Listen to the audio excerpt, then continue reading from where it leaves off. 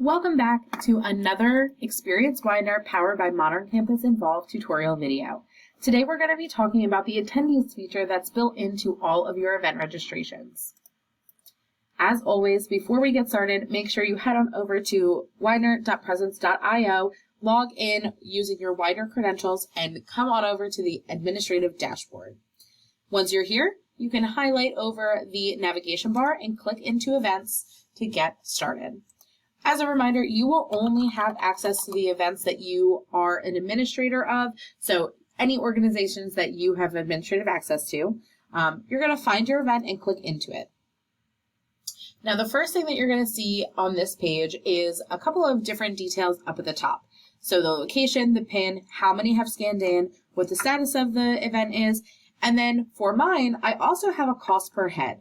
And that is because I filled out that budget and goals area that we talked about in the last tutorial video and said that the cost was $2,100. So based on who checked in, we spent about $1,858 per person. So this area, again, is a really great tool to be able to utilize to see how you're spending your money and if you can cut costs or if you can request more funding.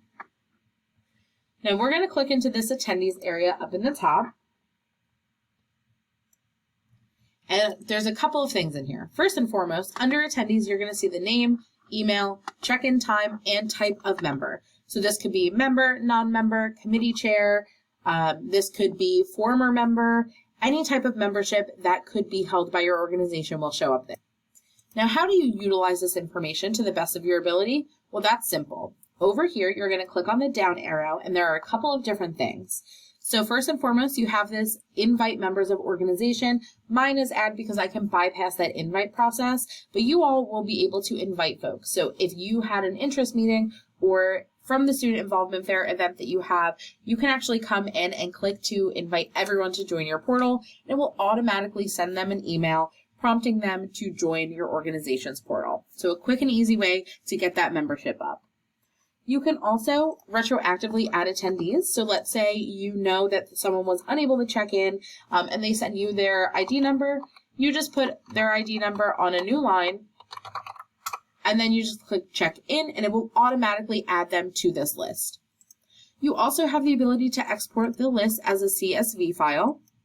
So when I do that, it's going to pull everything up in an Excel file. You're going to see first name, last name, ID number, email, and check-in time.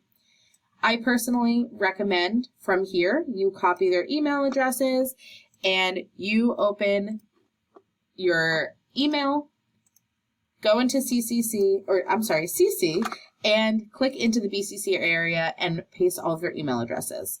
From here, you can click check names and all of their emails are officially going to be in the system and ready to have an email sent. It's really, really important that when you are sending a mass email to members of your organization that you are putting them all in the BCC column. BCC stands for blind carbon copy. And so what that's going to do is it's going to make it look like they did not even get the email. So whoever it's to, which will likely be you, the original sender, or anyone who's CC'd will be included in a reply all, but the BCC folks won't know who else it was sent to, so they won't be able to reply all to everyone on the chain. This is going to alleviate anyone who might reply all when they ask a question, and really help to just not overwhelm folks with a bunch of additional emails. There is, however, another option, and that's this email attendees option. But before we jump into that, you will have to go into your Outlook and adjust a couple settings. Let me explain. So when you click email attendees, it will automatically put them in the BCC column. However, what it's going to do is it's going to separate their names by commas rather than semicolons. You can see I already have the settings set in my Outlook to be able to accept commas, but it's not the natural form for Outlook. So you're going to need to go in and make some changes to be able to accept commas. So let me show you how to do that. So what you're going to do is you're going to come up here to File, and you're going to go into Options. Now this is going to open a bunch of different options that you can play around with for your Outlook, but I'm going to go right into Mail. I'm going to scroll down to where it says Send Messages, And I'm going to keep this box checked under commas can be used to separate multiple message recipients.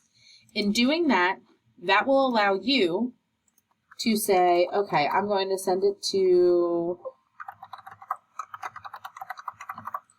these people.